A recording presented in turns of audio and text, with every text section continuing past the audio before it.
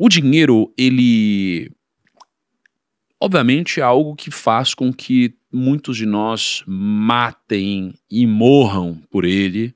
Passamos muitas vezes a vida inteira correndo atrás dele e no final das contas o dinheiro ele não respira, não fala, não sente, por mais que alguns acreditem que o dinheiro de certa forma representa algum tipo de energia, não é? E é muito discutido sobre o quão bom o dinheiro é, ou quão nocivo, danoso e destrutivo ele pode ser. E eu quero te perguntar, dinheiro é uma coisa ruim?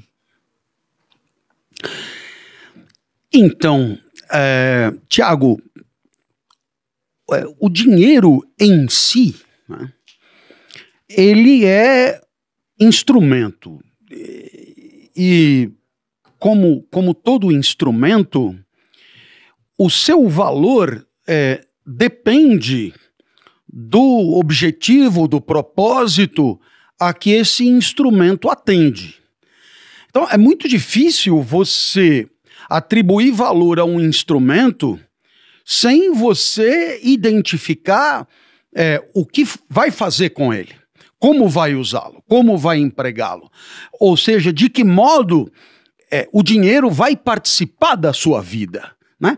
Porque em si ele é só meio, e como todo meio, o seu valor está vinculado ao que vem depois, ao que você pretende com ele, ou o que você efetivamente poderá fazer com ele. Então, eu te diria que o valor do dinheiro, ele pode ir de A a Z. Né? Ele pode ir do 1000 ao 1.000.000, ele pode ir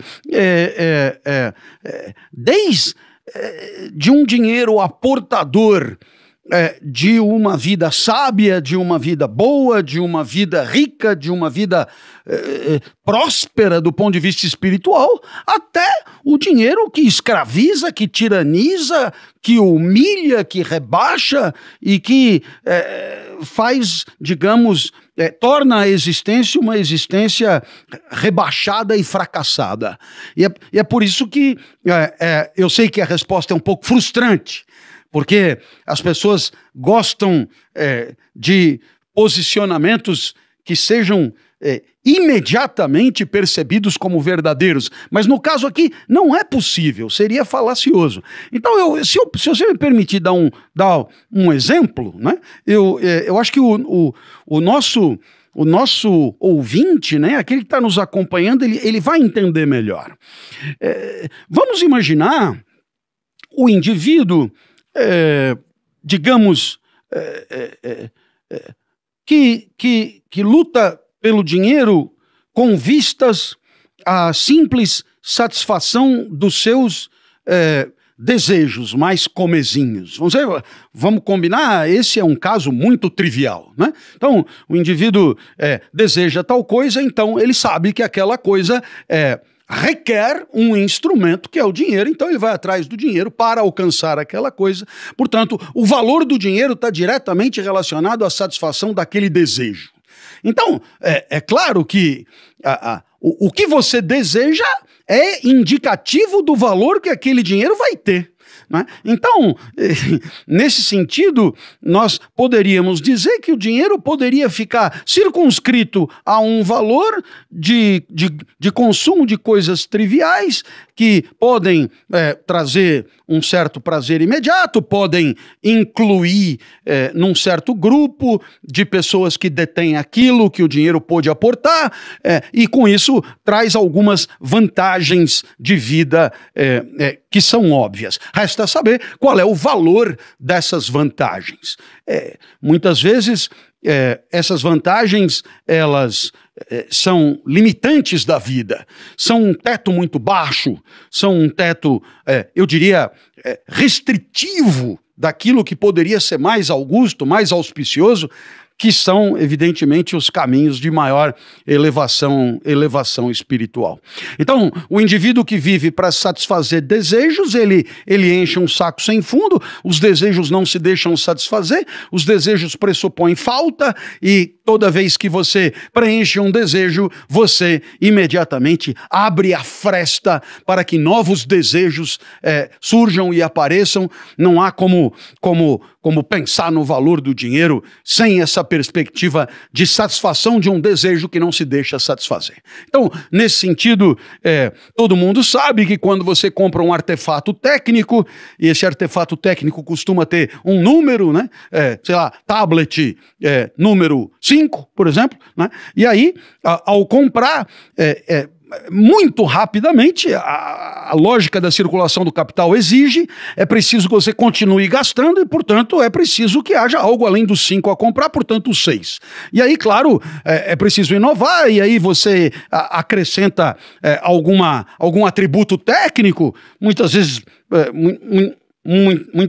interessante mesmo, e aí você compra o 6 e o 7 e o 8, e a única garantia é que não parará no 10, né? Não parará no 10. Você vai entulhando coisas que, de alguma maneira, atenderão a uma alegria imediata, mas, obviamente, se inscrevem numa lógica onde você estará sempre fomentado ou instado a ir comprar outro e outro. Então, nesse sentido, o dinheiro pode ter um valor de teto muito, muito acanhado, muito apequenador, muito reduzido, muito embora existente, porque ainda é melhor aqui e acolá a satisfação de alguma coisa, ainda que comezinha, do que não poder, de fato, ter nenhum tipo de prazer que essas coisas trazem. Agora, o dinheiro pode proporcionar coisas muito maiores.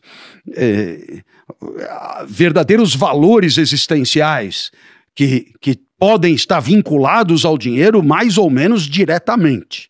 Então, eu começaria por um mais remoto, que é a questão da liberdade. A questão da liberdade é uma questão tradicionalmente discutida pelos especialistas em dinheiro e de maneira muito pertinente. A tal da liberdade financeira, que no final das contas não é propriamente uma liberdade financeira, mas sim a liberdade que o dinheiro poderia facultar ou facilitar.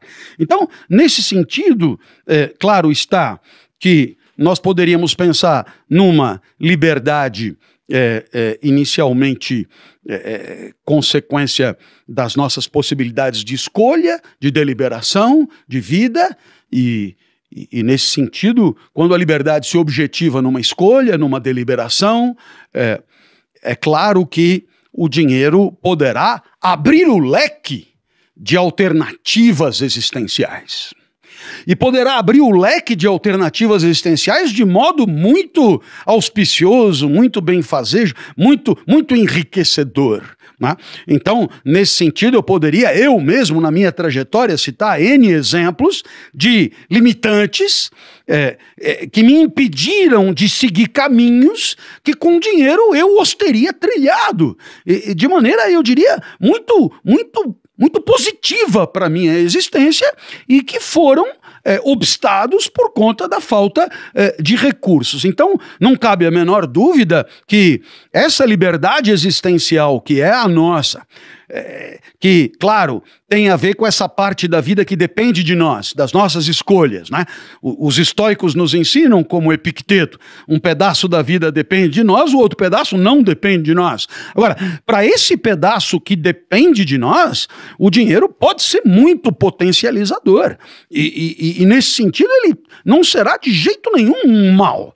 Perceba como o valor do dinheiro tem a ver com o uso que você fará dele. Então, nesse sentido, eu poderia te dizer que hoje eu tenho um trabalho ligado à filosofia e que é apresentado nas redes sociais, apresentados pela internet, apresentados, etc.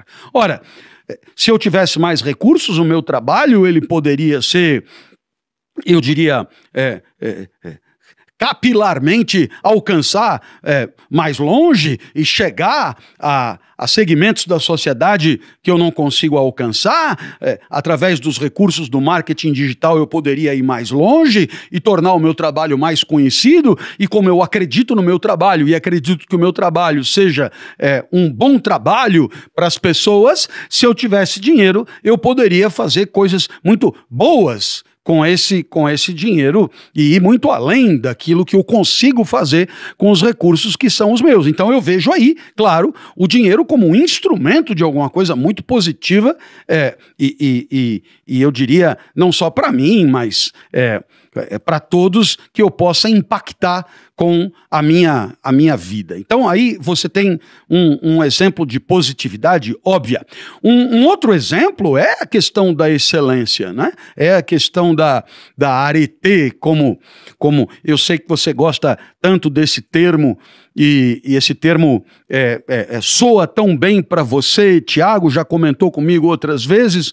É claro que os recursos materiais podem permitir um investimento em si mesmo, um investimento no próprio talento, de tal maneira a usar os recursos para performar cada vez melhor, para desempenhar cada vez melhor, para ser cada vez mais excelente naquilo que é a sua praia, naquilo que é o seu negócio. E isso é uma outra consequência do dinheiro maravilhosa. O indivíduo que faz do dinheiro um instrumento para a sua própria excelência, ele está, eu diria, homenageando a sua natureza, homenageando a sua essência, o seu daimon, né, como dizia Sócrates, e com isso dando ao dinheiro um destino maravilhoso, espetacular. E finalmente eu poderia dizer que os recursos materiais, de uma maneira geral, eles podem permitir servir melhor.